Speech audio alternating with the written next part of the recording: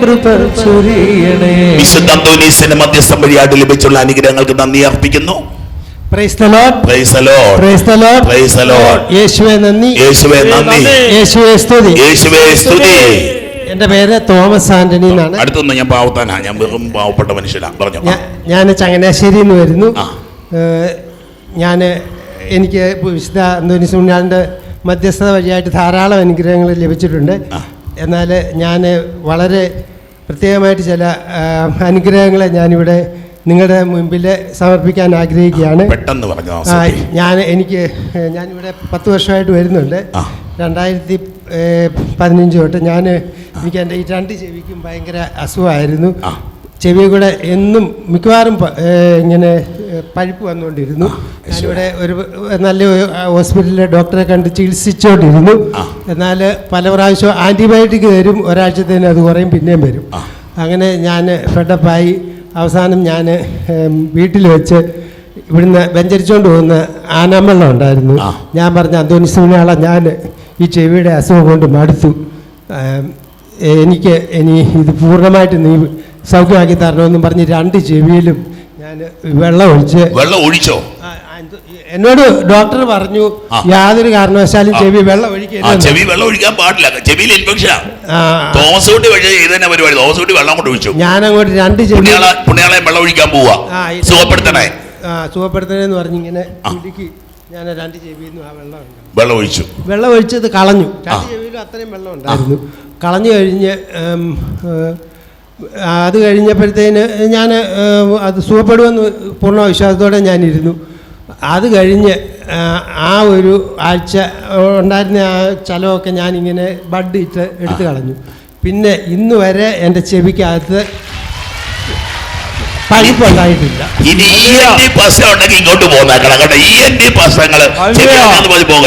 സത്യമായിട്ടും എനിക്ക് പൂർണ്ണമായ വിശ്വാസം ഉണ്ടായി. അത് കഴിഞ്ഞ് ഇതുവരെ ചെവി കൂടെ പഴുപ്പുണ്ടായിട്ടില്ല.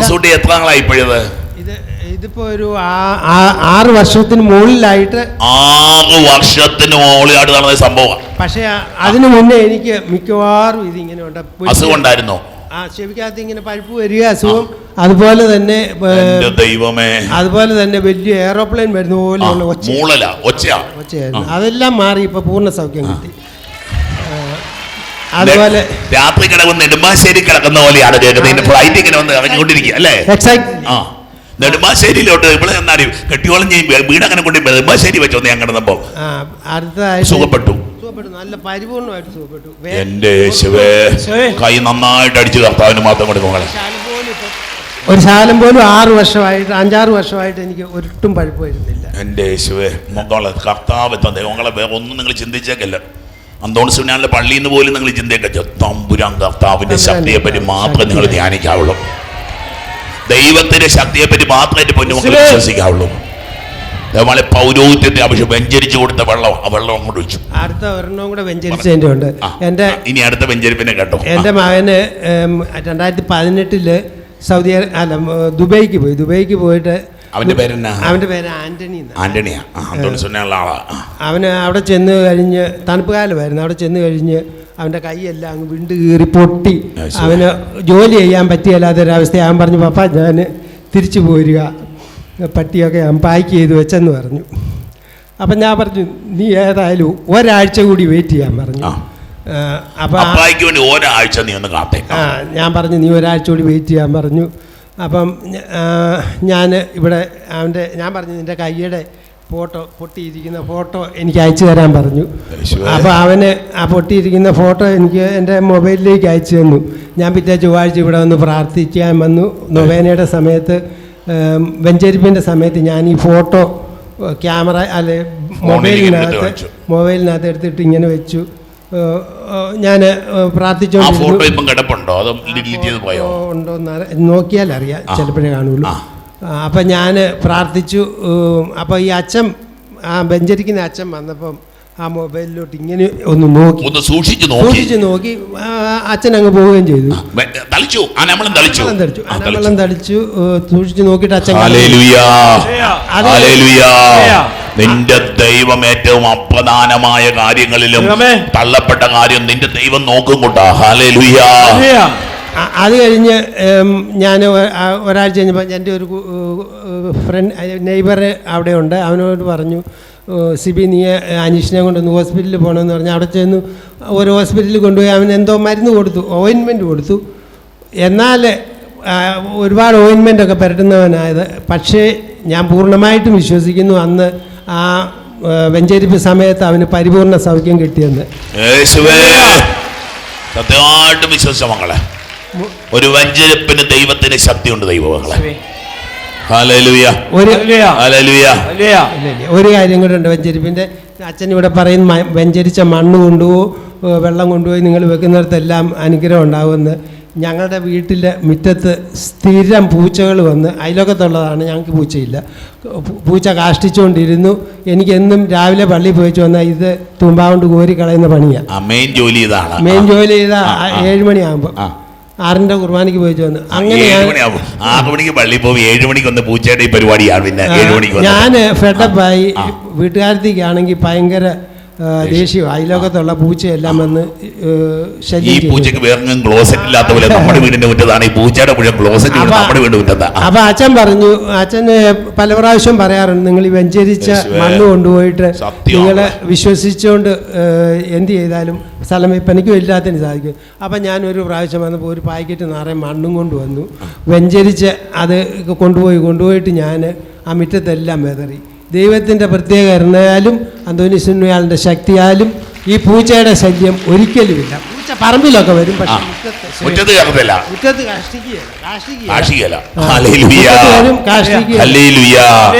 പറമ്പിൽ കൂടെ ഒക്കെ നടക്കും. അതെന്നാൽ ഈ നമ്മുടെ മുറ്റത്തിന് യാതൊരു ശല്യവും ഇല്ല. അങ്ങനെ പള്ളിയിൽ നിന്ന് പിന്നെ വന്ന സമാധാനം ഉണ്ടല്ലേ? അതെ, പള്ളിയിൽ നിന്ന് വന്ന സമാധാനം, തീർച്ചയായിട്ടും സമാധാനമുണ്ട്. ഇപ്പം പക്ഷേ അത് നേരത്തെ ആണെങ്കിൽ വീട്ടുകാരത്തി കണ്ടാൽ അവൾക്ക് വലിയ വിഷമം, അതുപോലെ നമ്മളെ കൊണ്ട് കോരിക്കാനും വിഷമം. അപ്പം അന്നൊന്നും അവള് രാവിലെ പള്ളി വരികയല്ലായിരുന്നു. ഇപ്പൊ 7 മണിക്കാണ് പള്ളി. ഇപ്പൊ 7 മണിക്കാണ്. ഇരിപ്പുണ്ടോ? ഇല്ല. നന്നായി ഇരിപ്പുണ്ടെങ്കിൽ ഞാൻ നന്നായി വരാഞ്ഞത്. ഇപ്പൊ 7 മണിക്ക് എന്റെ കൂട്ടത്തിലാണ് പള്ളി വരുന്നത്. അവള് വരുന്നത് നേരത്തെ ഇത് നമ്മൾ കോരിക്കളയാതെ ആള് വെളിയിലോട്ട് അങ്ങനെ അല്ല, നമ്മൾ പള്ളിയിൽ പോകുന്നപ്പോ അവള് വരിക, അവൾക്ക് നല്ല സുഖമില്ലായിരുന്നു, പള്ളി വരത്തില്ലായിരുന്നു. ഇപ്പം പൂർണ്ണമായിട്ട് ഈ വർഷം മുഴുവനും അവൾ എൻ്റെ കൂട്ടി പള്ളി വന്നു. അത് പിന്നെ എൻ്റെ മരുമോൻ്റെ കാര്യം വേണം ഒത്തിരി ഉണ്ട്, പക്ഷെ ഞാൻ എല്ലാം പറയണമെന്ന് ആലോചിക്കുകയാണ്. എൻ്റെ മരുമോന് അമേരിക്കയിലാണ്. അവന് അമേരിക്കയിലെ വെർജീനിയ. അപ്പോൾ അവന് ഈ HOA എന്ന് പറഞ്ഞാൽ അവരുടെ റെസിഡൻസ് അസോസിയേഷനാണ്, 10-50 പേരുള്ള ഒരു അസോസിയേഷനാണ്. ഇവന് 4-4 ഏക്കർ സ്ഥലമുണ്ട് അവർക്ക് എല്ലാവർക്കും. അപ്പോൾ അവന് ഇവൻ്റെ പറമ്പിൽ കുറേ മരം വെച്ച് പിടിപ്പിച്ചു. അതപ്പോൾ അവരുടെ അസോസിയേഷൻ്റെ നിയമത്തിനെതിരാണ്. അത് കാരണം അവനോട് അത് മാറ്റണമെന്ന് പറഞ്ഞു. അവൻ മാറ്റിയില്ല, അവൻ ഭയങ്കര സ്റ്റബാണ്. പിന്നെ അവൻ അവിടെ പകാലെന്ന് എന്നിട്ട് അവൻ അത് മാറ്റിയില്ല. അവൻ അവർ കേസ് കൊടുത്തു. കൊടുത്തപ്പോൾ ഇവന് കേസിന് പോയി. ആദ്യമൊക്കെ അവൻ അമേരിക്കയിലൊക്കെ പോയി നിങ്ങളുടെ പറമ്പിൽ എന്നാ വെക്കണമെന്ന് നാട്ടുകാർ. അതെ. അവൻ കേസിന് പോയി. ആദ്യ വക്കീലിനെയൊക്കെ വെച്ചു. അപ്പോൾ അവർ ഓരോ കേസ് അറ്റൻഡ് ചെയ്യാൻ $10,000. അങ്ങനെ ആദ്യത്തെ സ്ഥലത്ത് അവൻ കേസ് അവന് പരാജയപ്പെട്ടു. ഉടനെ അവർ അതിന് ഏതാണ്ട് ഒരു ഹ്യൂജ് അതെ, അവ ഹ്യൂജ് എമൗണ്ടാണ് അവരുടെ കോമ്പൻസേഷൻ ഫൈനൊക്കെ. അപ്പോൾ അവന് ഹയർ കോർട്ടിൽ പോയി. ഹയർ കോർട്ടിൽ നിന്നും അവനെതിരായിട്ട് വിധിച്ചു. അവൻ സുപ്രീം കോടതിയിൽ പോയി. സുപ്രീം കോടതി അപ്പോഴത്തേന് ഹയർ കോടതിയിലൊക്കെ ആയപ്പോഴത്തേന് വക്കീലിനെ ഒന്നും വെച്ചില്ല. അവൻ തന്നെ കോടതിയിൽ അവൻ വാദിക്കാൻ തുടങ്ങി. അങ്ങനെ മൂന്നാമത് അവന് സുപ്രീം കോടതിയിൽ പോയി. സുപ്രീം കോടതിയിലും അവൻ തന്നെയാണ് വാദിച്ചത്. ഇപ്പം സുപ്രീം കോടതിയിൽ നിന്ന് അവൻ്റെ വിധി വന്നു. ആ കേസ് നള്ളിഫൈ ചെയ്തെന്ന് പറഞ്ഞു, അതായത് അത് ക്യാൻസലാക്കിയെന്നും പറഞ്ഞു. അപ്പോൾ ഇനി അവർക്ക് ഒരേ ഒരു പ്രോമഴിയേ ഉള്ളൂ. അത് ഇനി വേണമെങ്കിൽ അവർക്ക് റിവ്യൂ ഹർജി കൊടുക്കുക. അതിന് അവർ പോവുകയല്ലെന്നാണ് ഇവൻ പറയുന്നത്. ഏതായാലും അങ്ങനെ ഞങ്ങളിവിടെ വന്ന് പ്രാർത്ഥിച്ചിരുന്നു. പ്രത്യേകമായിട്ട് ഇവിടെ എഴുതി പ്രാർത്ഥിച്ച അവന് നൽകിയ അനുഗ്രഹത്തിന് ദൈവത്തിന് നന്ദി പറയുന്നു. വീണ്ടും ഞങ്ങൾക്ക് എൻ്റെ ഒരു വസ്തുവിനൊരു പ്രോബ്ലം ഉണ്ടായിരുന്നു. അത് ഈ തരം മാറ്റി കിട്ടാനാണ്. ആ തരം മാറ്റി കിട്ടാനായിട്ട് ഇവിടെ ഒന്ന് പ്രാർത്ഥിച്ചു. അത് ലഭിച്ചു. എൻ്റെ മോന് ജോലി നഷ്ടപ്പെട്ടിരുന്നു. ആ ജോലി വീണ്ടും അവന് ലഭിച്ചു. അങ്ങനെ ഒരുപാട് അനുഗ്രഹങ്ങൾ വിശുദ്ധ അന്തോനീസിന്റെ. വിശ്വസിച്ചാൽ നീ ദൈവമഹത്വം കാണുമെന്ന് നിന്നോട് ഞാൻ പറഞ്ഞില്ലേ? ഹല്ലേലൂയ. പരിശുദ്ധ ദേവമാതാവിൻ്റെ മധ്യസ്ഥതയിൽ എനിക്ക് ഈ ദേവാലയത്തിൽ നിന്നും തോമസിന്റെ ദൈവാനുഗ്രഹത്തിന്റെ കുടുംബ ജീവിത പങ്കാളി മക്കളെല്ലാം അനുഗ്രഹിക്കപ്പെടും. എല്ലാ നിയോഗങ്ങളും കർത്താവ് ഇടപെടട്ടെ. രോഗപീഠാസ്വസ്ഥകളോ പരാജയങ്ങളോ തകർച്ചകളോ കുടുംബത്തിലോ മക്കൾക്കോ തലമുറകൾക്ക് വരാതെ